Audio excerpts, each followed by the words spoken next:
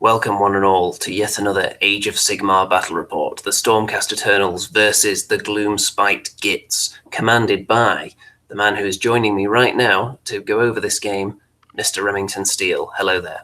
Hello everybody, it's your friendly neighbourhood Remington, back once again against my nemesis of Warhammer, Andy 2D6.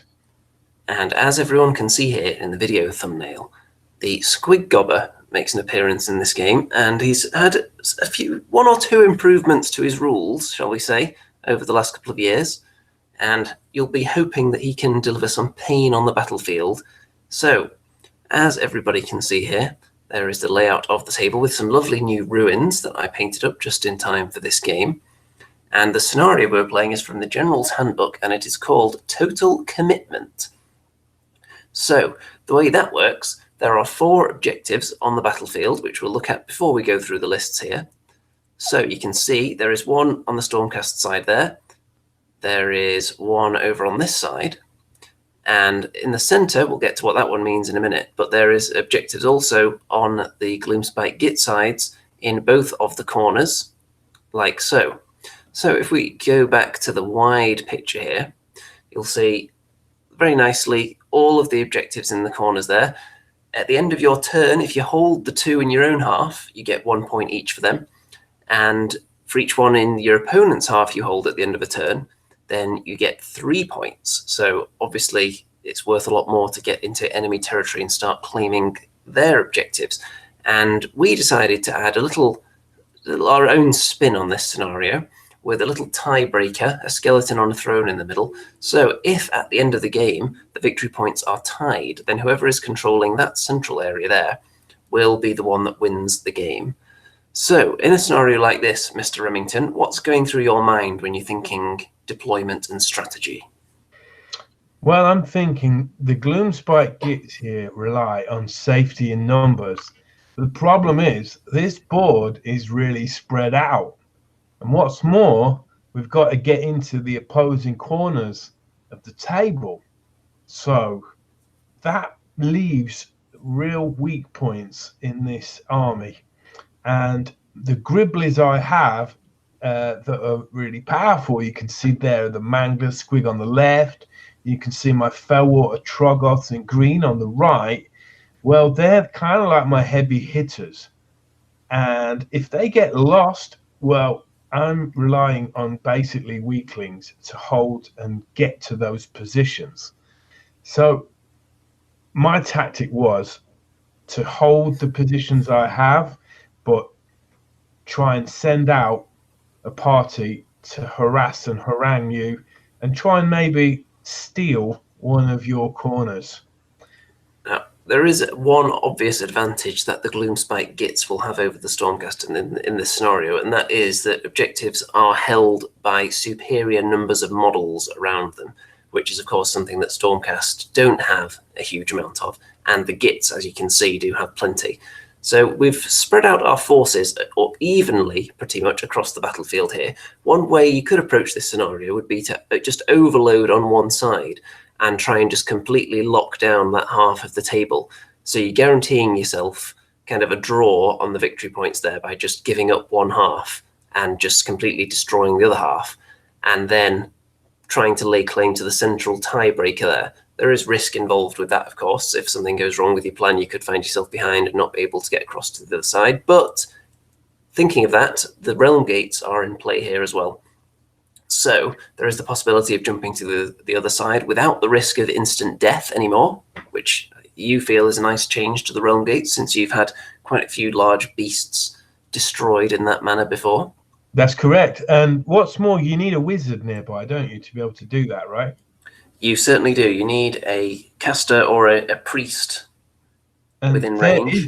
There is your caster there on the left. Yes, indeed.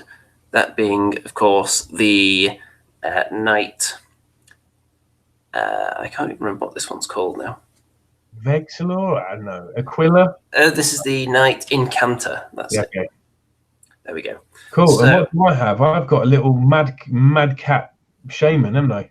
You do. So we each have a wizard. So we're both able to use the portals, and I think we both put them on the side, this side here. with on the right there with the orange portal. Yeah, now that was a mistake, wasn't it? Well, we'll find out. What were you thinking, Andy, after you set up your forces, looking at mine there? Well, I'll give you my thoughts when I've just described my units here. We'll go through the lists and then I'll tell you what I was thinking with the deployment, because there was some strategy going on already. We've got 5 Retributors, of course. We've got a Star Drake. It's not the most powerful Star Drake, though. It's only the Drake Sworn Templar, so it's not quite as potent as the other one. We've got a Knight of Zeros, who is quite tasty, nice and mobile. Maybe for objective hopping, we shall see. We've got 5 Judicators, can't leave home without them. We've got 2 Concussors, a Ballista, and 5 Liberators. And that is that because in this scenario, you cannot have anyone deployed in the heavens ready to come down later. Everything starts on the table. So things like the Retributors that would really like to start in the heavens because they're so slow, they're forced to start on the table, which is really interesting. You can see the central objective there.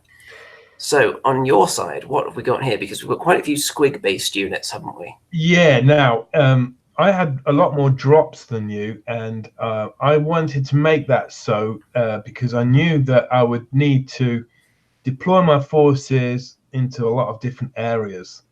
And so, on the left there, you've got 5 Boing Grot Bounders. Initially, I was going to put them in a whole unit of 10, and there's pros and cons to that, and having never played them before, I just wanted to see what they can do. So I put them there on that flank, and they only have 2d6 movement compared to normal squig hoppers that have 3d6. Of course, that was a little detail I didn't notice until I started playing. But they're kind of like the heavy squig cavalry, aren't they? Yeah. They've got a better saving throw and a bit more punch power, especially on the charge. So next to them, we've got 3 Fellwater Troggoths, who are awesome, apart from their one Achilles heel, which is their low bravery. And that's a bravery of 5. So if they lose a model, there's every likelihood they're going to lose another one, unless you put, a command point on them or something. I wanted to use 6, but we were playing a 1,500-point army battle, so we're kind of limited there. So there you go. 3 behind them. I've got the model Zarbag, but in this game he's just counting as a madcap shaman. It's a very nice model, that, by the way. Hopefully, we'll get a better shot of that in a minute. Cool. And he's up to some tricks. He's back there, and then we've got one of the objectives. And because I kind of run out of points at the end, I'm just fielding 5 squigs and 1 squig handler. But I do have about 15 that I could have used. But again, points were at a premium. So they're a nice, small, inexpensive unit just sitting on an objective right there. And what about these bad boys in the middle? All right. Well, you get a lot of little night goblins or Gloomspite Gitz for your money there. If you want to get the little gribblers, these are with poking spears. I've got 3 netters in there, which if they're within a couple of inches of an enemy unit, the enemy unit suffers a -1 penalty to hit. But also they get 3 attacks each, which is kind of handy, plus a 2-inch range with the poking spears. So with some synergy there, these guys can be really good. Again, low bravery. This time, this unit only has a bravery of 4, which can be enhanced by the banner. But even so, it can be good in numbers. So there we have my favorite Gloomspite Git model of all time. How can you not love the Squig Gobber? Well, there were plenty of reasons not to love it in the past. There was. That was because his War Scroll sucked bad. But recently, the War Scroll's been updated, and I've got it here in front of me. So it's significantly better. What's good is it doesn't need line of sight to shoot. So that's why I've put him behind that bit of scenery there. Got a 30-inch range, 6 spitting squig attacks.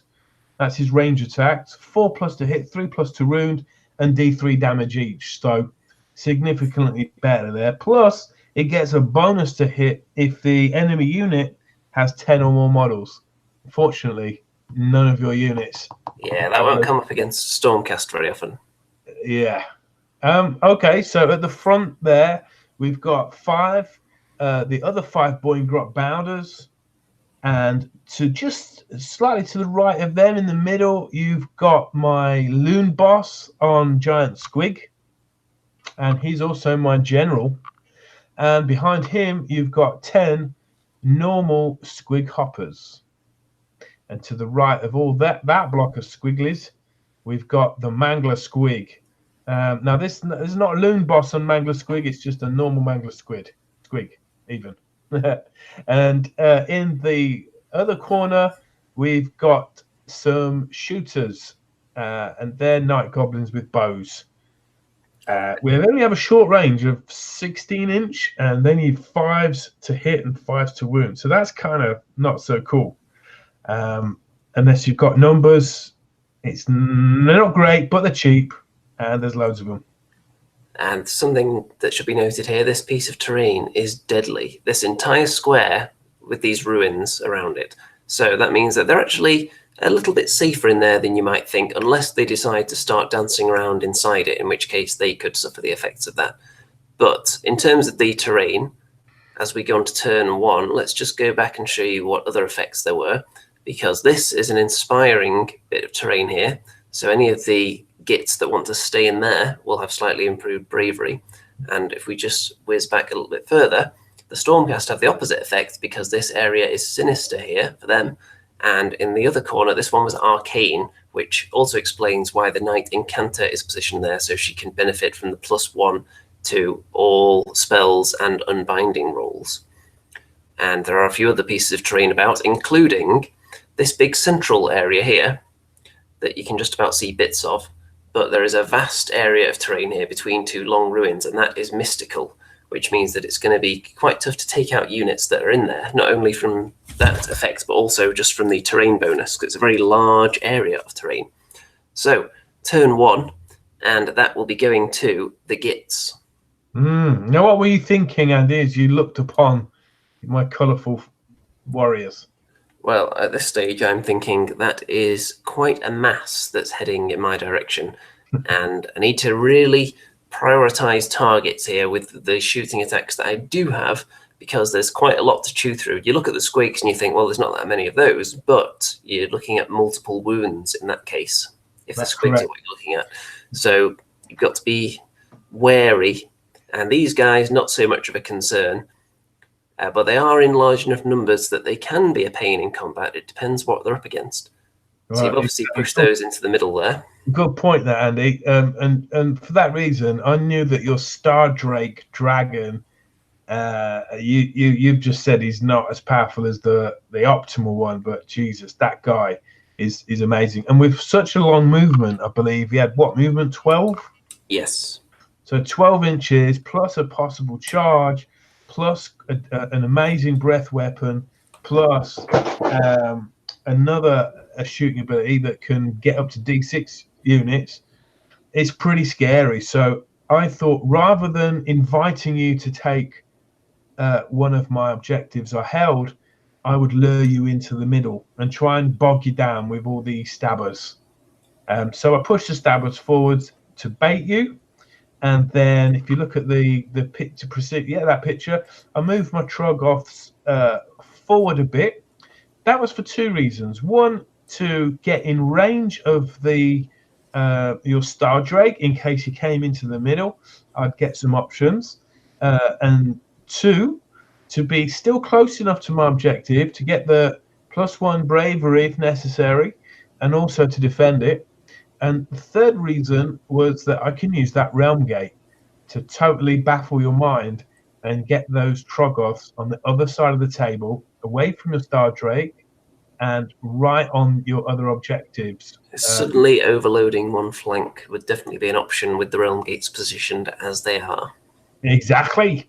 And then on the left there, you see the Boingrot Bounders were just good there to annoy you, really. So I was just going to push them as far as I can up the field and maybe be a target for your shooting, or just maybe harass your wizard. And you can see, as a result of that first turn, you immediately get 2 points, because how couldn't you when you're holding on to the 2 objectives in your own half? So there you go. now we're on to turn 1 for the Stormcast, and as you can see, there's a little bit of rearrangement going on here, but not too much. The Liberators want to stay in here, even though it's sinister and they'll be on reduced bravery. They're very, very survivable as it is, the Liberators, with their shields. So also having a terrain bonus for staying completely within the terrain is handy for them. The Concussors are heading into the middle. They actually attempted a long charge onto the Mangler Squig, but they didn't make it. So that was my thought there. Try and get the first hit on something before it gets over to my shooty units, which I don't want to be attacked, of course. Those guys are pretty beefy, aren't they, Andy? They got 5 wounds each and a good saving throw. They are. They're not the easiest to kill, but they are limited in numbers. They were definitely the biggest threat alongside your Star Drake, for sure. In the early part of the game, certainly. And the Star Drake gets as far up as it can up there, and then it's going to attempt to charge on them in a minute. And you can see the Knight of Zeros is heading up there as well. He's also going to probably look to make a charge in on somebody. These guys aren't really concerned with just your regular Gitz units. They really just want to stop them from getting into this area because there's so many of them. If they actually attack one of my objectives, it would be difficult for me to shift enough of them in time to prevent you from racking up lots of points. So I need to try and get casualties on your units before they actually reach my side of the table and kind of lock them in halfway rather than allowing them to reach my area. And the Judicators down there ready to shoot as well. And in fact, all the shooting attacks managed to take off one of these Troggoths pretty quickly and a wound on another one.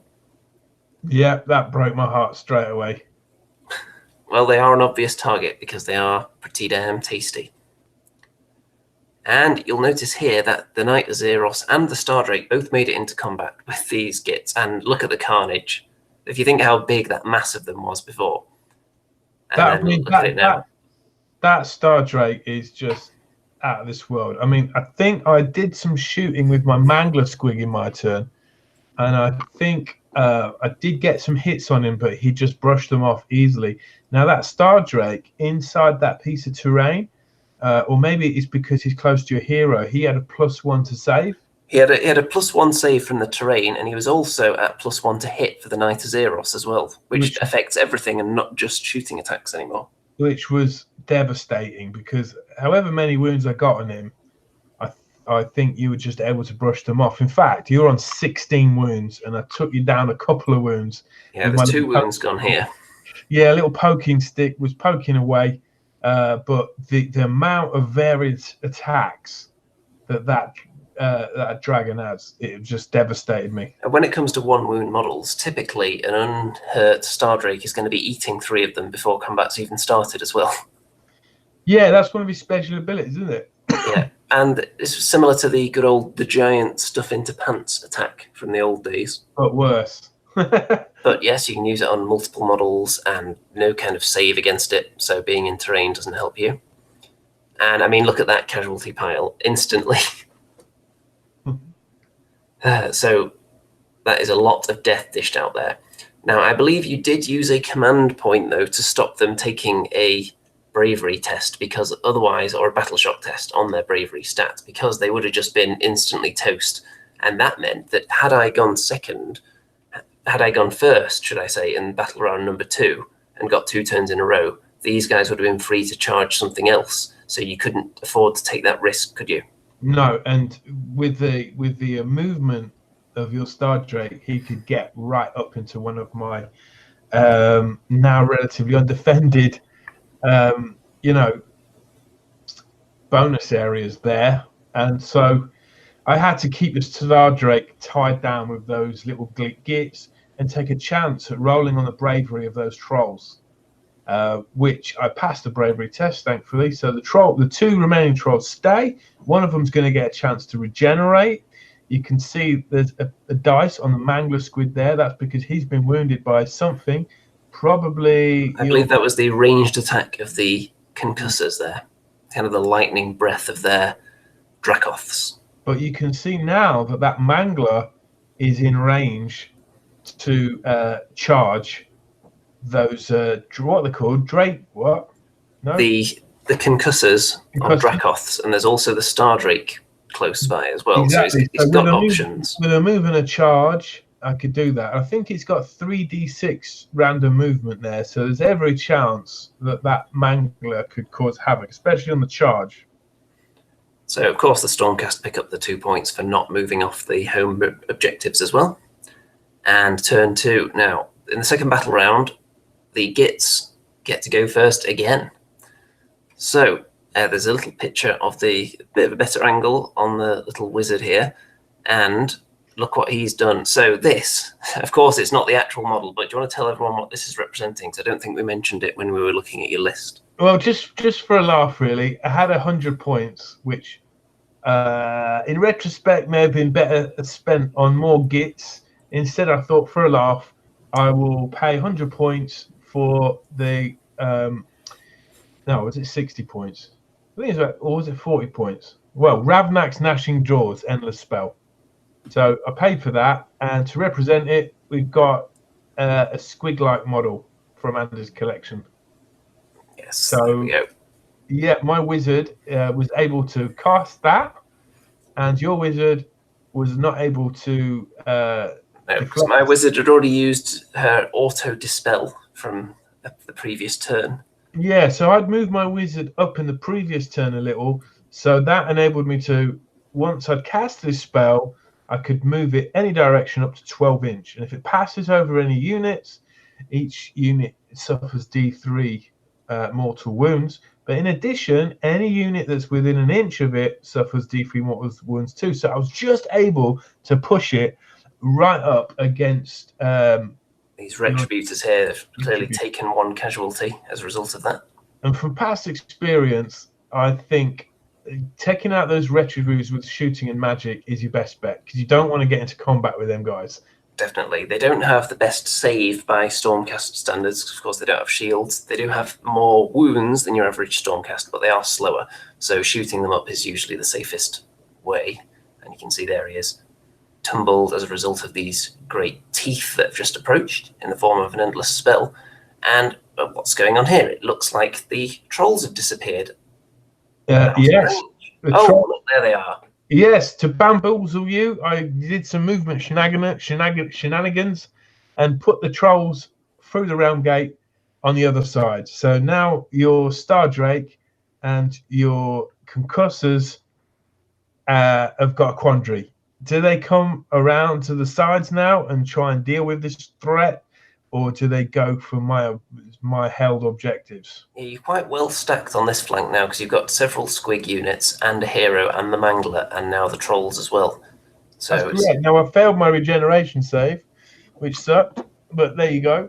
And those guys, those squigglies, well, I had to keep something near my objective, so I thought, well, I may as well keep them there, and with the +1 bravery, they're at least more likely not to run away. Yeah, it's going to take a bit of shooting to take them out. Yeah, and 5 squigglies aren't going to kill the Star Drake. Now, you've moved these guys out of terrain. You did measure beforehand to make sure that they could make it out of the terrain fully so that they wouldn't have to risk instant death as a result of the deadly terrain. So they are fully out, but they are within range to hold that objective still. They just wanted to get in range to shoot, didn't they? Yeah, they haven't got the furthest shot, but anything to help the cause is better. And they may have just been in range of something. I don't know if they were actually. No, they weren't quite in range of anything yet. But look at this sea of squig hoppers around here that are converging on the concussors in the middle. Yeah, so that's just before the charge phase. Yes. So I was able to get the squig hoppers near your concussors, and the Mangler's heading for the Star Drake as well. Drivers. Whether or not that was the best decision, well, hindsight's great, but that's we'll what find out. I thought I would just get those concussors surrounded by squig hoppers and boingrots, and possibly in range of the shooting if for the next turn, and again, hold up that Star Drake and keep those pointy Gloomspite prodders alive just a little bit longer. These boingers are pushing up on the flank as well. And anyone with a brain knows that endless spells can be used by the opposing player. And it was a bit of a silly move for me, because had you gained control of it, what would you do with it? I think it's pretty clear. You'd push it right back into those Boingrot bounders there, and they could easily get a panic test, get a bravery test, and one of them was sure to die. But I was willing to get that chance. But turn 2 in Age of Sigmar, if you don't know, is the all-action phase. Everything, most of the combats happen in that round. And often something that's quite decisive is if the player that's gone second so far gets 2 turns in a row on turn 2 and 3. That can be quite crucial often. Now, what's Mr. Gobber doing here? It looks like he's taken a wound from something. I mean, maybe that was from this guy's shooting. I don't know, but it looks like he's gone for the Knight of Zeros. And look at that, he kills him. Isn't that beautiful? Do that again. That's like magic. Hold on. Do you want to provide some squig sound effects here? And then just like magic. There we go. He's gone. That was amazing. I was very satisfied with that because now he could no longer give your troops any more bonuses. Yes, and you can see that the Troggoths have got into combat here as well with the Liberators. Although they couldn't move, they could charge after going through the realm gate. So that's what they did. I thought they did make it as well. Yeah, it was a longish charge, and I thought I've got every chance of taking out those guys with my 4 attacks. I wish I could have used my vomit attack, but too far away. Yeah, I was out of range for that. So if a survivor's combat, maybe I could use it next turn, and it is really decimating. It's quite interesting here because this is a very valuable objective, obviously, and you're very close to it, and there aren't a lot of Stormcast defending this area.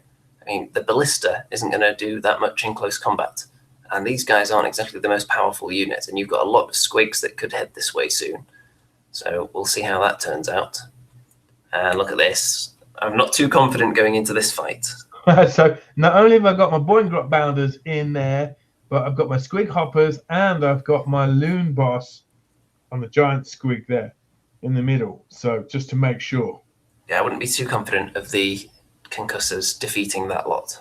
They're quite tasty, especially since they've all just charged. They're going to have all kinds of bonuses up to the eyeballs.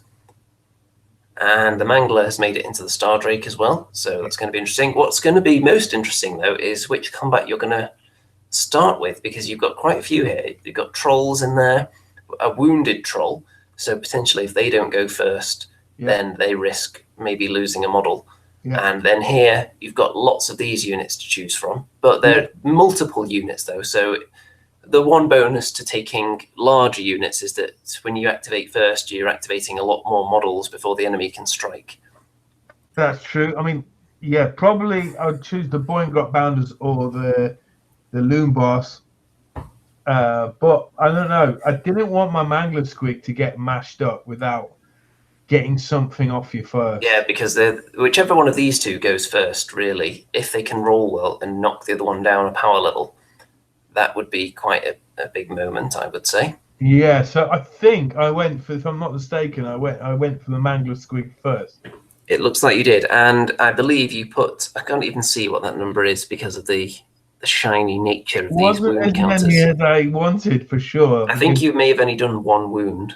It was really embarrassing, partly because of your bonus save, partly because I fluffed some of the dice rolls, and even though the ball and chain attack from the Mangler Squig has like a -2 rend, you still made all your saving throws. And so I don't think your Stardrake even went down a kind of a power level. Yeah, I think you needed to put 1 more wound on it to achieve that.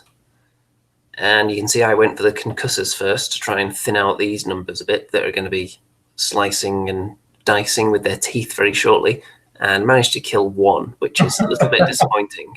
So I don't think I did very well there either.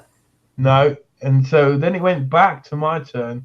And I think whatever you hit with next did nothing because there's no picture of it. So the Stardrake put 6 wounds onto the Mangler. That was horrible. And obviously ate a couple of these guys as well. Yeah. So a redeeming feature about the new rules is that the Mangler Squig, although after he gets, I think he got 12 wounds to start with, as the wounds go down, he gets slightly worse. But as they go down further, he gets slightly better. Yeah, it's because he's so angry and crazy that when he's close to death is when he's actually at his perhaps the most potent. So after this round, I had like the quandary of, do I keep this guy in combat, or do I run away and perhaps live to fight another day, or force your Star Drake to move? So it was a bit of a quandary there. But no matter what, I had to get rid of these guys. Yeah, because you've got 4 wounds on one of them already, and I think you've only activated the bounders at this stage. Yes, so the bounders come in, and they get 2 attacks each with plus. I think they're on 4s and 3s, or 4s and 3s and 4s. But it's +1 to wound on the charge with the lances. They get 2 attacks each, and then you got the 2 attacks each of the actual squigs. So although you had a decent save, I managed to get quite a few through on you even. And over in this little fight here, you can see that 2 liberators have died and a couple of wounds onto the troll. So the fact that the liberators are hanging on means that you are not holding this objective yet. So no extra victory points at this stage. No, and I was hoping that maybe one would run away from bravery, but it was a vain hope. I mean, look at this. One of them's gone down. The other one's taken 4 wounds. This fight is not going well for the Stormcast, as predicted. But hopefully, it's keeping them tied up for long enough. We'll see, because the other flank looks better. There's the dead concussor there. And there's how it's looking. So this flank is obviously looking quite healthy with the Star Drake doing its work there. But it's kind of on its own at this stage. And it's only 1 model. So the Star Drake isn't ideal for holding objectives. So the Gloomspite Gitz clearly have the advantage in that department. And you can see holding their objectives on their own side still. So this was, oh dear. So on the other flank, where the endless spell was, you had those Born-Got bounders coming around to the side. Now I was hoping to bypass those decimators and get into your wizard and try and get some points for that objective.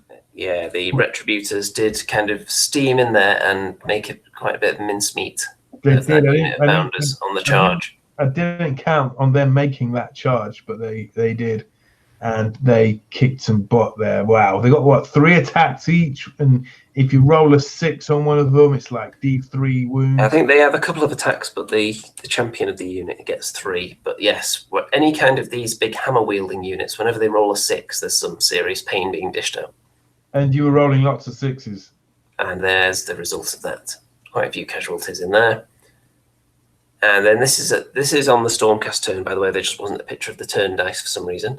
So the Star Drake immediately just puts 3 more wounds onto the Mangler. That's horrible. And probably eats a few more of the Gitz as well. And unfortunately, the other concussor has now gone, which means that should the Gloomspite Gitz go first in the next battle round, they're going to have a good chance to possibly reach my missile units. We shall see, though. And over here, just 1 wound dished out there. So nothing too scary coming back from that single bounder who doesn't have any of his charge bonuses. And he's probably going to run away. Speaking of running away, how do you feel about this? So, Troggoth was killed by the Liberators. The second Troggoth decided to run away. Yeah, every game I've played with you, when I've used my Troggoths, I've failed the bravery roll. And this one was no different. So I didn't even get a chance to try and be sick on you or to regenerate. I think you'd already used your command point as well for the turn in the previous round to reroll the charge distance. So that's why you couldn't use it to preserve their life. Yeah. So that's that. Wow. So at the end of the second battle round, it's still all even. We haven't managed to hold anything in enemy territory yet. And there was the roll-off for the next battle round, which could have been critical, but as you can see, the Gitz have got it, so they're going to decide whether to go first or second again. And here we go, battle round number 3. So that did mean that the Stormcast Eternals were able to move the Endless Spell. However, because there was nothing juicy in range, since there was only really that 1 bounder, I decided to just move it off the table entirely because it was too scary. So the Endless Spell is out of play at the moment. So what I did in this turn, I used Hand of Gork, a spell that I'd chosen, from the Gloomspite Gitz and move my Mangler onto my objective because he Your Squig Gobber. the Squid Gobber, yeah, because he was a bit, he was a bit vulnerable, just sat in the middle, not really doing anything apart from shooting. Although his shooting was effective, it was he's like, I think he's got 5 or 6 wounds, or maybe even more. I don't know, but yeah, he got decent wounds and he's got a good attack if he gets them in. So I thought we'll put him on an objective. Here's a thought, Andy. Would I be able to have used Hand of Gulp to move the Mangler Squig? That is an interesting question, and I would say probably. Is that? I mean, can you Hand of Gork a unit that's in combat? That would be, in retrospect, that might have been a good thing to do. But obviously, they've got to be. You can move them anywhere on the table as long as it's 9 inches away from the nearest enemy. It's just like all the kind of teleporty abilities. You can't get that close to the enemy, so it's always a long charge if you intend to make one. Mm-hmm. But he's in a more defensive position now, not in the middle of nowhere. He's in terrain as well, so he's going to have better save as a result of that. And also, it is an inspiring piece of terrain, so, well, not that it would really help him. So on this side, the Squigs sort of butterfly out a bit with the Boingrots going in for those last 3 Liberators and hopefully take that points, while my Loom Boss is in range to give them a command ability if he needs to, but he's going to take out that Ballista. And there's the strong possibility that very soon you will be able to claim this objective, because you definitely have the combat edge with these units here.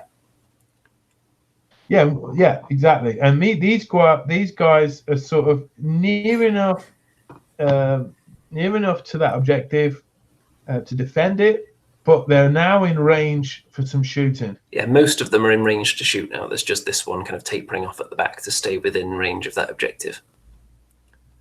And over here, these are the regular Squig Hoppers, aren't they?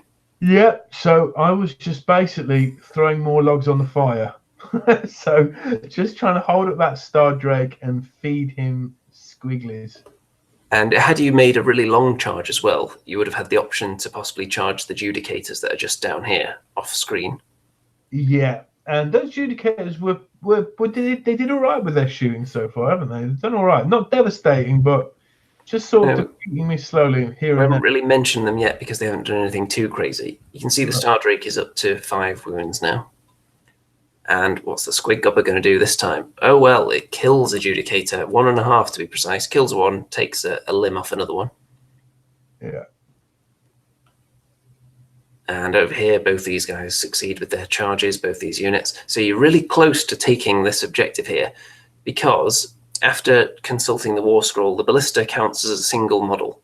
So as long as one of them's in range there, that's counting as 1, but it wouldn't be more if I were to relocate the other crew member to the other side, for example. It's just one big model. And then the Liberators in range are currently doing a decent job at protecting this, but I'm not confident that's going to last longer. If they die now, you would hold this objective because you would have possibly 2 guys in range of it, and I would only have 1 down here. So we'll see how that goes. And Squig Hoppers and the Mangler now in on the Star Drake. I can't see any more poking spears, so they must have all died or run away. Presumably. And the Star Drake can now turn its big, wonderful eyes onto the Squig Hoppers and try and eat them instead. And what do you know? It actually does eat some of them quite fast. So how many were there? It looks like about 4 of them have vanished. I mean, it's just ridiculously easy for you to do that. You didn't really have to. You only had to. I don't know. It's an automatic thing, isn't it? That eating. I didn't think you were able to eat things that had 2 wounds, but you can whittle down the Star Drake so that it can't eat as many things per turn. And I think by this stage, it's already down to 2 things it can eat instead of 3. Yeah. But yeah, there are the casualties. So that was scary. So I managed to get, I think, 4 wounds on this. I didn't realize really when I came in that I would need to take 7 wounds off it. Yeah, you've done 3 on it so far, but that's a start. And of course, while you're locked in there with it, it can only shoot at the boss here. It can't shoot at anyone else. Mm-hmm. And there, at the end of the Gitz turn there, not enough of the Liberators were killed, so it's still only 2 points. Now, on the Stormcast turn, the Judicators have moved up, and they've started shooting at some of the stuff in here. They've killed a few of the Squiggies. Yeah. And The Stardrake. Look at that. Stardrake just finishes everything off in the middle there. He's finished his dinner, and now he can move on to desserts shortly. So it's at this point in the game I realised I shouldn't have committed so much into that Stardrake. You could have possibly used the other units to kill things and scored points in the previous turn, maybe. But, you know, when you got a big Gribbly like that on the table, you can't help but think, I've got to take him down. Yeah, I'm sure at this stage you were thinking, why didn't I send the Squig Hoppers into the Ballista and just get loads of models around there? Because that objective was just begging to be taken, wasn't it? Yep. And over here, the Retributors are working their way up slowly towards this. Yeah, they're looking quite scary coming in there. So I think the plan is to try and shoot them before they get to me. They do have Mystic Shield on them now as well, which makes them slightly more survivable, which was cast by the Knight Incanter. And over here, you can see the Liberators are falling. So I think it's very, very close, this area now, to falling into the hands of the Gloomspite Gitz. I'd have to say I fluffed that attack, though, really. Because with 10 attacks coming in with -1 rend. On the previous turn, they should have definitely killed more of them, yeah. Yeah, the other thing is you were passing all your bravery rolls. And I was failing most of mine. The Knight Incanter put wounds on the wizard at the back there, I think. And then you can see that all those squigs have been shot down now. Yep, so there's only these 2 models holding that objective now. And you can see the Stormcast, though, because I've lost that Liberator, I only hold 1 of my own objectives now. Which means that the Gitz are now in the lead. So, battle round number 4, and the Gitz win again and get to go first once more. So what do these archers and the Gobber get to do? Well, in terms of all the shooting, there's another Judicator down, and the Liberators are gone as well. So this is not looking good for the Stormcast down in this corner at all, is it? You've got all these Bounders ready to steam in down here. Yeah, that's looking pretty cool. I think I'd given up trying to shoot the Stardrake because it was just saving everything. So I'm trying to get the smaller units off you now. And then on, obviously the Gloomspite Gitz are going to have this claimed on their own turn now. This objective, which is going to be worth 3, so they're going to be able to zoom into the lead. And in the Stormcast turn, the Stardrake is now heading over that way where it's desperately needed, because the other flank is pretty much fine. The Stardrake just needs to get over there and prevent that objective from being locked down by the enemy for the whole game. And the Judicators are moving up slowly. They're moving kind of towards the middle in case they're needed on the tiebreaker at the end. But they were able to lend their shooting over here and get the... So you charged him.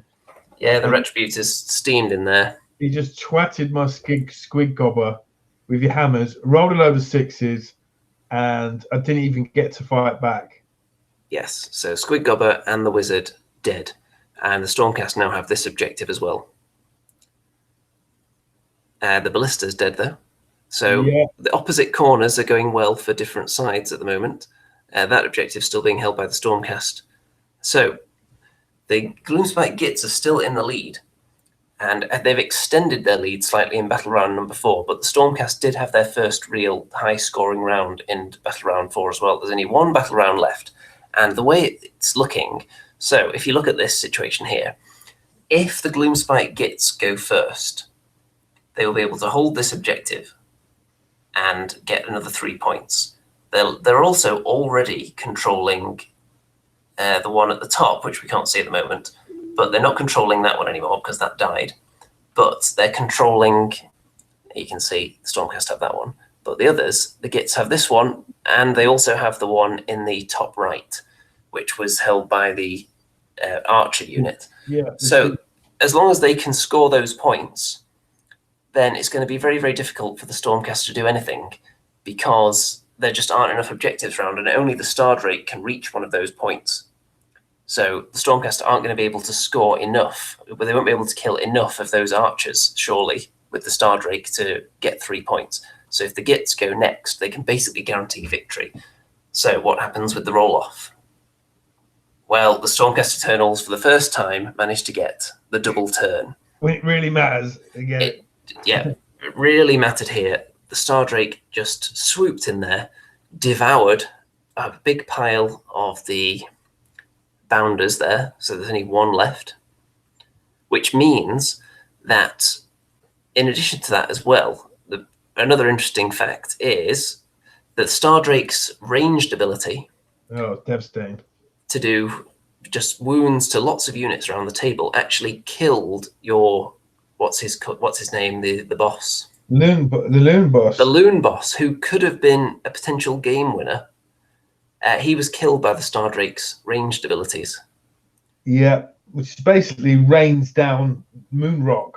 Yeah, so that means enemy unit. I think that's the thing that killed my Mad Cat Shaman too. In order for you to control this objective now in the final turn, you're going to have to abandon your own home objective with the archers, and then survive a round of combat with the Stardrake. So the Knight Incanto is holding this one. The Stardrake is holding the other home objective, and in foreign territory, the Retributors are still holding this one. So that's 5 points for the Stormcast. And now in the Gloomspite Gitz turn 5, final turn of the game, you can see they've worked their way down here. They've got a couple of them, when they pile in, get to within range, because their first move up, this was really their only play to get anything out of this game. And they had to attack the Stardrake, because that's the only way to get to this objective, which is really valuable. And when they need a long charge as well, so they could actually advance further around it. And then when they pile in and slide around a bit more to fit more models in, they can get multiple models in range of this objective. So then unless the Stardrake kills all of them, or more than, if there's more than one of them alive, then they will be able to get 3 victory points here. So there's a real fight to the death now. Yeah, so lots of them start dying. There's a big pile of them that just get eaten, throwing their lives away. And look how many are left after the battle shock. Incredible. 3. From 19, I think I had, because I'd lost one previously. It did 19. Well, no, it did 16 wounds. And the battle shock as well didn't help. So 3 left. And that's just enough in range to secure this objective here. And when we worked out the totals, it was actually 14 points each at the end of the game. But after that, look at that, 14-14. However, on the previous Stormcast turn, I had thought, you know what, the Judicators, there's nothing for them to shoot at, so they're just going to run and get as close to this little Timmy tiebreaker skeleton man in the middle of the board, just in case it turns into a tie. And as it transpired, that's exactly what happened. So the Stormcast break the tie and take what would most likely be a minor victory if we were playing in a competitive sense. Tiebreakers tend to be minor victories. So that is the end of that. Yeah, it was a great game, man. It was down to the wire. Really cool. I mean, we didn't use command traits in this battle, because it's the first time I've used the Gloomspite Gitz and the newish book. So yeah, we didn't use all the kind of magical upgrades and items. No, we didn't use the artifacts of power, or and that might have made a little bit of a difference. But yeah, I had a lot of knowledge to cram in my tiny little brain as it was. So I think for this, we thought, well, we might get time to do 2 games, but believe it or not, it took 5 or 6 hours to do this game. Well, to be fair, we did have a break because the Mangler Squig fell over and snapped in half. Yeah, and you graciously pinned it for me, so it's looking better than ever now. Have you repaired the paint on it yet, though? I have, yeah. Looking nice and healthy again. So what do you think of the Gloomspite Gitz then, Andy? I think they're quite a potent force. I think now that you've had a game with them, and when you're looking over their war scrolls again, you'll see a few things that you could tweak. One thing that jumps out for me would be increasing the size of the bounder unit. Yeah. Because they're one of the most potent things you've got. And when you're engaging multiple units in combat in a turn, you really want, on your turn, especially when you're charging to get that bonus, you want as many of those models as possible to be attacking before the enemy can strike. So I think if you have them packed into one unit, that would maybe be a good idea with them. The Squig Hoppers are fun as well. The Squig Gobber actually did a good job for a change. She did a great job. There's a few things, getting some sneaky snufflers in, gives an additional +1 attack to units within range for a round, which could be a real game changer if you've got a lot of models in combat. I think the squigs that are held back were completely pointless, useless. Perhaps I should have had more of them and got them straight into the action rather than holding an objective, because potentially you could have thrown them forward and just kept the wizard back there. You could have thrown them towards the judicators. If they didn't get shot down first, because those guys, I mean, you've never rolled amazing for these guys, have you? It's usually the guy with the incredible bow, the leader of the unit, does really well, and everyone else misses. Yeah. But it was such a small unit that it only take a few wounds before the rest of them run away, and that's the thing with Gloomspites. It's that bravery thing that's their real Achilles heel. Like I said, the trolls never really got to show their full potential.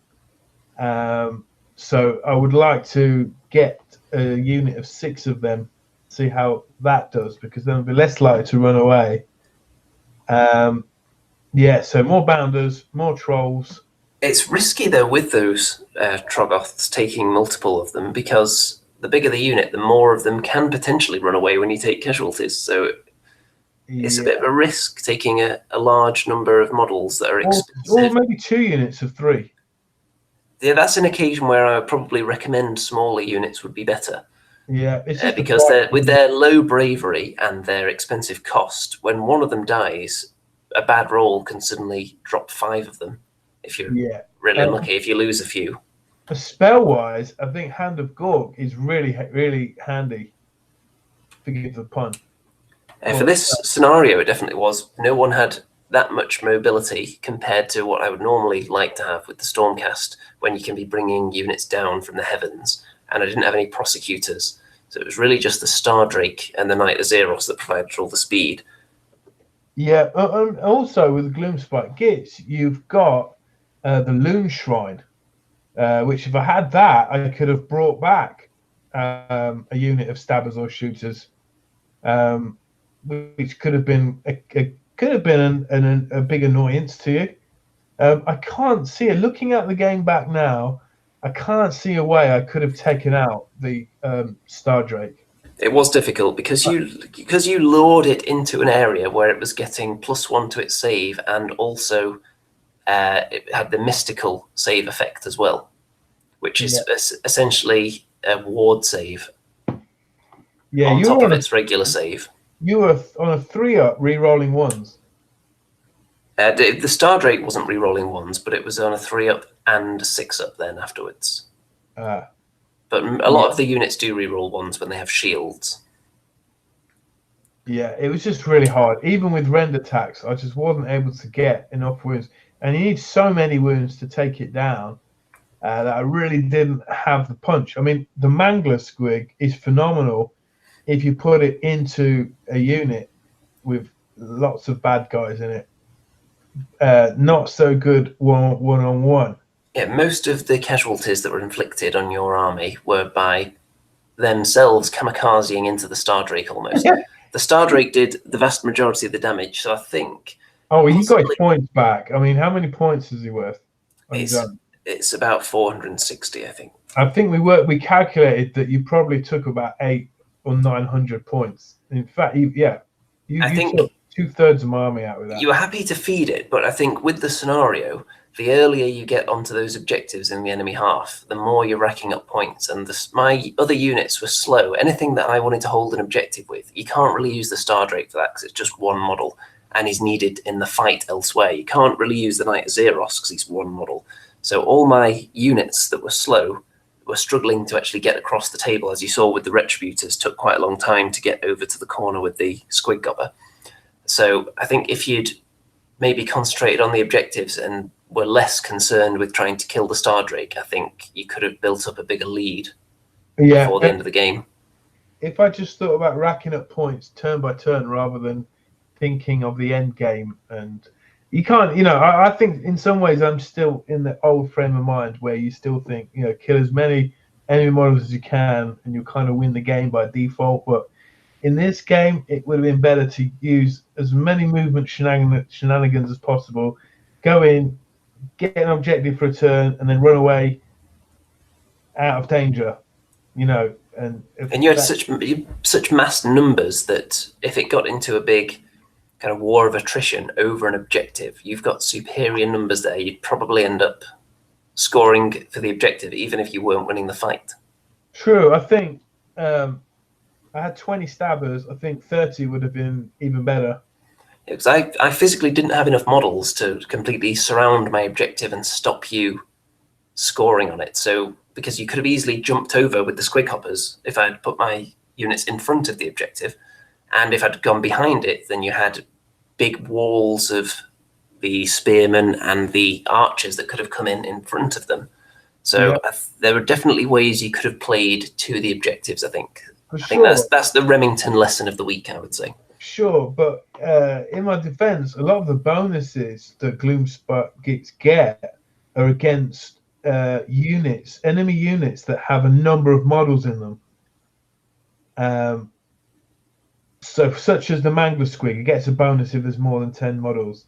The Squig Hoppers get bonuses if they jump over units, because they count as flying models, and they inflict a mortal wound that way. But so it's the Stormcast are a really good foil against Gloomspite, I feel, with their high saving throw as well. If you're going to be taking out Stormcast, you want to find ways of doing mortal wounds because their armor saves are good. Yeah. And I think we've pretty much covered everything there, haven't we? I'm sure we'll touch on this again on an actual Andy and Rem show, which we may well do over the next week or so. But I think this will keep people going, won't it? This juicy battle report analysis content. Yeah, I hope you all enjoyed it and you saw a lot of the new Gloomspite Gitz models. I've actually got more than a 2,000 point force of Gloomspite now. I've just finished painting up Mollog from Shadespire Underworlds. He's a lovely miniature. So, yeah, it's all good. I mean, do you have any plans to add to this Stormcast or maybe get one of the other armies going? I've almost finished painting the Evocators. Evocators? You say Evocators? Yes. Or Evocators. Or Evocateurs, however you would like to pronounce it.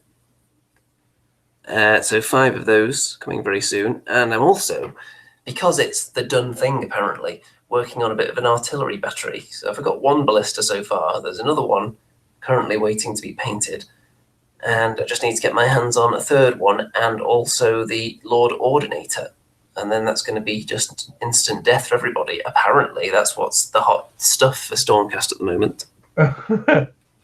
Yeah, I mean, I think the Gloomspite needs some better shooting, really. I mean, the shooters are a bit pants, but they are only little goblins with short bows, so what do you expect, really?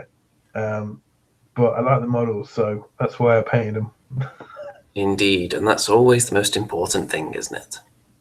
Yeah. Okay, folks, I think that's just about it. Don't forget to check out all the links in the description. There might even be one to Remington's channel in there. I'm not sure when he last did a video. It was a few months. He went on a spree, did about 5 in a week, and then retired again.